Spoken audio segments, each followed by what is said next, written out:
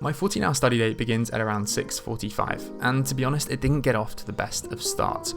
I keep having this crazy nightmare at the moment where the whole world is stricken by a deadly pandemic and the stock markets plummet us all into a deep recession where businesses close and people fight over toilet paper and we all have to stay inside and police are all around locking people into their homes and loved ones are far away and I can't go to see my girlfriend or my brother for his birthday. My crucial law exams are all messed up and probably online and I'm not sure if I'll start my job in the summer, so aside from my parents I'm completely alone and sad and scared and there's a ban on drinking with friends and physical contact, if you know what I mean, and fun and laughter. And then I remember that that's just real life right now. Oh well, at least there's house party. But seriously, many people in many countries have been affected by coronavirus way worse than I have. So to be honest, I'm counting my blessings and I hope you're all safe and following the rules and holding out hope. And my thoughts really are with anyone who can't work from home or has lost a job or someone in this really tough time. Anyway, that's the end of the dreary stuff and now let's get on with my day. I'm up at 7 and although I've been trying to reduce my screen time when I first wake up, the crazy times in which we find ourselves mean that the anxiety of not knowing exactly what's happening in the world tends to dominate my mind unless I just have a quick look at the news first thing in the morning. Strictly no Instagram or YouTube though.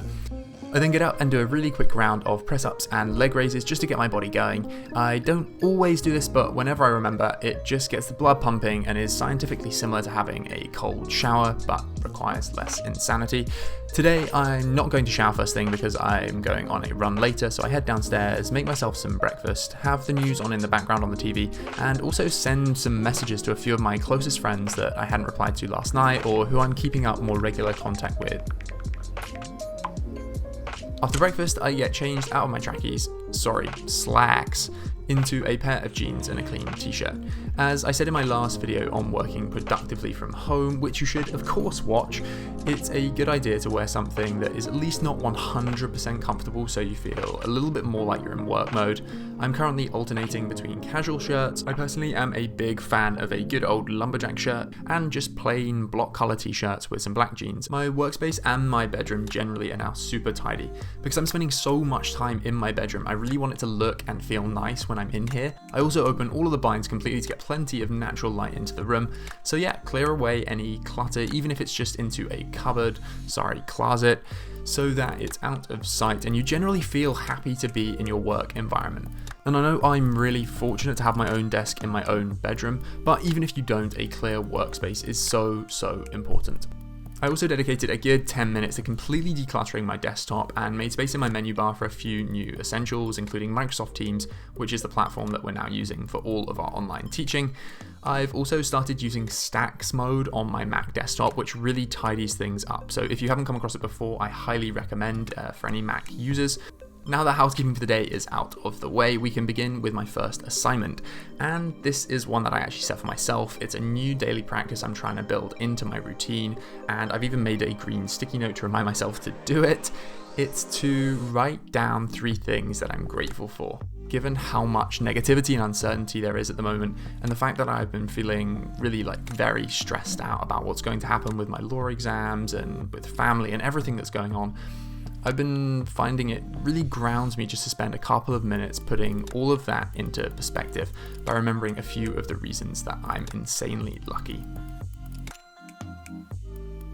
And I then begin getting on with my to-do list. I personally make my daily to-do list with all of the stuff I want to do throughout the day, the night before I go to sleep, as I find that this brain dump of everything I want to do the following day helps me feel relieved and free of any worries about when and whether I'll manage to get everything done the following day, and so I just generally sleep better.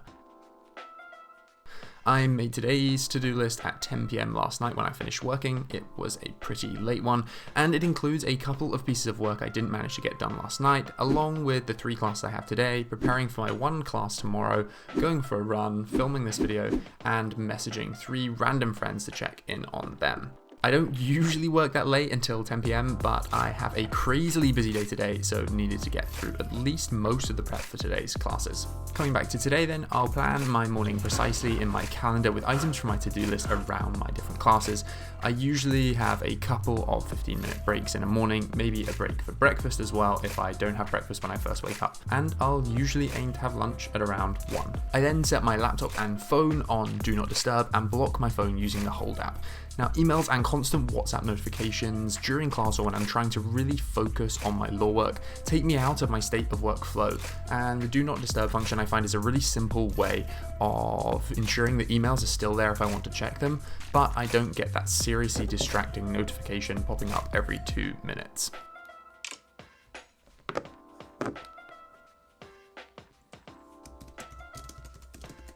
A little rule that I've set for myself is I always keep my phone flipped upside down while it's on my desk, but if even that doesn't work for you, you might like to try putting your phone under your bed to add an extra layer of friction in between you and your procrastination. I begin work at 8:15 and get on with that solidly until 8:55 when I run downstairs to quickly grab a water top up and begin my first online class of the day. Now, my top tip for online classes, for those of you having them right now, is to make sure you're on mute when you're not saying anything to avoid sounding like Darth Vader, as one of the guys in my class managed to do for the entire class on Monday. Our classes on the LPC last a full 2 hours, so by the end of this I'm feeling pretty tired and I've scheduled a quick break in which I take the opportunity to grab a very quick snack and just chill on my phone and watch a bit of Atypical. Great show, by the way, if you haven't watched it. It's on Netflix about a guy with autism follow his life. It's amazing, would recommend to a friend. Downstairs in the kitchen just to get away from my desk. It's then back to work for a good hour, prepping for my classes this afternoon, and then lunchtime at 12:30 today, which is a little earlier than I would usually have it. A chicken and mayo sandwich with some salady bits and delicious salt and vinegar crisps. Now, I know lots of people eat salads these days, but I still haven't quite got to grips with all that. Now, don't judge, I would never normally eat lunch at my desk, and this is really bad, especially when in isolation, when you don't get much time away from your desk out of your room anyway, but I'm so crazily busy today, and I just need to finish prepping for my second class this afternoon, as we have to present something, and I've not done it yet. Then we're in for an absolute thriller. It's time for a double bill of classes like a madman. First from 1:30 till 3:30, a spot of insolvency law. And you may have noticed I'm again not using my normal setup. For some reason the microphone on my headphones doesn't work with Microsoft Teams, so I'm having to use the mic on my laptop. Keep control of the insolvency process, if not keep the company going. So question 8 is... And in the middle of the two classes, I have to take photos of my mock exam that I did yesterday for criminal law because it's due in at 5 PM. And I use an app called Cam Scanner. It's an absolute dream that converts pictures to easy to read PDFs, and I get that sent off to my tutor. Sending in my mock took nearly all of the 15-minute break between my two classes, so as the next class gets going, I run quickly downstairs taking my teacher with me and grab a little coffee, black, no sugar, like the hardcore addict I'm trying not to become. I also have a Galaxy bar because, yum, although sure to bring on a big old afternoon slump, but more on that shortly. Having downed the coffee and the Galaxy bar, I then jump onto this final team session of the day, and at this point in the day, everyone knows the time for thriving is well and truly over. It's time for surviving, and praying that a question doesn't get fired your way. By the end of this class, it's 5:45, and my afternoon slump has become more of a somnolent daze. Dickens, eat your heart out. And I jump into action to go for a run. Usually around 4 PM is my key workout time when I feel my afternoon slump peaking, but as I had a class today, this is the only time I have to do my permitted daily exercise. We're still allowed to go outside for a run here in the UK, but elsewhere you could just do an indoor workout. One quick tip when you're going to go back to work after exercise is actually not to feel like you have to push yourself really hard. This has been massive for me.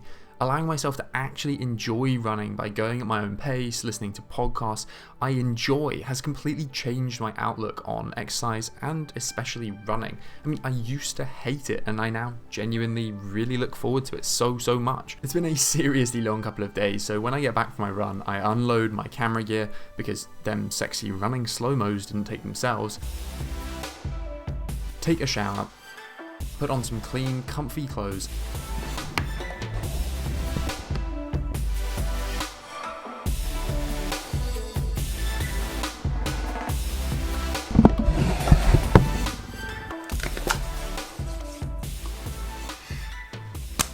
and get back to work for another hour and a half until 8:30 p.m. At this stage, I'm basically just consolidating all the work I've done during the day and finishing off the notes I hadn't quite completed for bail applications in criminal litigation. And that's more or less it in terms of productive study time for today. As I said, it was a pretty late one working last night, so I can afford to have a slightly earlier clock off time today. Although 8:40 still isn't that early, and I'll try to finish a bit earlier in the coming few days. That takes us to a 12-hour day working, but I haven't quite finished yet. I have dinner and then I settle in to help my mum, who's a PE teacher, with editing a video she's putting together to help students at her school do exercise from home for another 2 hours, taking us to 14 hours working today. I don't finish editing this for her until 11:15, and I then head upstairs with my mint tea, get ready for bed, and then look over my to-do list for the day. And I very satisfyingly cross off all the stuff I did and reallocate the stuff that I didn't get done for the rest of the week, and make tomorrow's to-do list ready to start all over again. As I mentioned earlier, now that we're in isolation, I've also started a new daily habit where I'll send a message to 3 of my friends, kind of randomly, who I don't normally speak to that much. It's now around 11:30 and I allow myself half an hour of downtime watching TV and calling my girlfriend before I cover over all of the tiny little lights around my room like the true maniac that I am, and it's then 12 o'clock, lights out. Not quite the quote, but kudos if you can name the film. So yeah, that's more or less my day. And as there really isn't too much to do at the moment, now is also a great opportunity to develop your understanding of how to study much more effectively. 10 Oxford and Cambridge students share all their secret tips and techniques to getting amazing exam results in my ebook, The Rules of Revision. Plus, it's really beautiful to look at, so it doesn't even really feel like you're reading a book. It's also available in hard copy, and there's a link in the description and on screen now to download the ebook with 40% off. So yeah, check out the ebook and then watch my other video in which I share how I'm staying productive and sane while working from home.